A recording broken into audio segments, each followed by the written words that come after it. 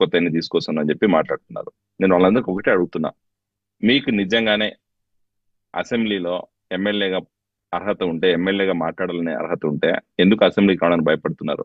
మీరు ఎమ్మెల్యేనే కదా, మీ ప్రాంతం నుంచి ఎన్నుకోబడ్డారు కదా, మీ ప్రాంతం నుంచి ప్రజల పక్షాన్ని నిలబడి మాట్లాడడానికి ఎందుకు భయపడుతున్నారు? అయితే ఒకటమ్మా, 5,000 రూపాయలు 10,000 రూపాయలు గవర్నమెంట్ జీతం తీసుకునే గవర్నమెంట్ ఎంప్లాయీకి ఈ రోజు మనము బయోమెట్రిక్ పొందుపరిచాం. ఎంఆర్ ఆఫీస్ అయినా, ఎండిఓ ఆఫీస్ అయినా, సెక్రటరియట్లు అయినా, లేకపోతే ఎక్కడైనా కూడా 10,000 జీతం తీసుకునే ఒక గవర్నమెంట్ ఎంప్లాయీ ఆఫీస్కి రాకపోతే వాళ్ళకి జీతాలు ఇవ్వట్లేదు. నో వర్క్ నో పే అనే విధానం అన్ని చోట్ల ఉంది. అలాంటి పరిస్థితిలో ఎమ్మెల్యేగా నువ్వు ఈ రోజు 2 లక్షల పైగా జీతం తీసుకుంటున్నావు, అలవెన్సెస్ తీసుకుంటున్నావు. ఒక ఎమ్మెల్యేగా నీకు ఈ రోజు గౌరవం దక్కుతుంది. ఈ రోజు ఎమ్మెల్యే అనేది వాళ్ళు ఎవరు? ప్రజల కోసం, ప్రజల పక్షాన్ని నిలబడి ఆ ప్రాంత ప్రజల సమస్యల గురించి మాట్లాడేవాళ్ళు. వేణుగారు ఇప్పటి వరకు అసెంబ్లీ సమావేశాలకు హాజరు కావట్లేదు.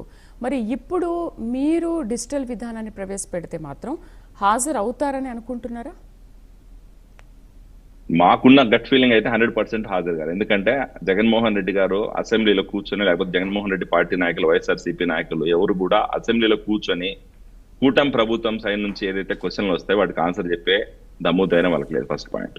రెండో పాయింట్ ఏంద్రా అంటే, జగన్మోహన్ రెడ్డి గారు ఎంతసేపు రాజకీయ స్వార్థం కోసం, లేకపోతే ఆయన పదవి కాపాడడం కోసం, లేకపోతే ఈరోజు ప్రతిపక్ష హోదా ఇవ్వలేదని చెప్పి ఏదో కొత్త కొత్త డ్రామాలు రోజు ఒకటి మొదలు పెట్టడం, రావడం, గవర్నర్ ప్రసంగం అయిపోయిన తర్వాత పేపర్లో ఇస్త్రీ కొట్టేసేసి, లేకపోతే ఏదో ఒక రచ్చ క్రియేట్ చేసేసి పోడియం దగ్గరికి వెళ్ళి స్పీకర్ గారి మీద గొడవ చేయడమో ఇలాంటివి ఉంటాయి తప్ప, వైఎస్ఆర్సీపీ సిద్ధాంతపరంగా అసెంబ్లీ రూల్స్ రెగ్యులేషన్స్ ఫాలో అయ్యి ఒక శాసనసభ్యుడిగా బిహేవ్ చేయాల్సిన పద్ధతిలో వాళ్ళు ఉండరని చెప్పి మాకు చాలా నమ్మకం ఉంది.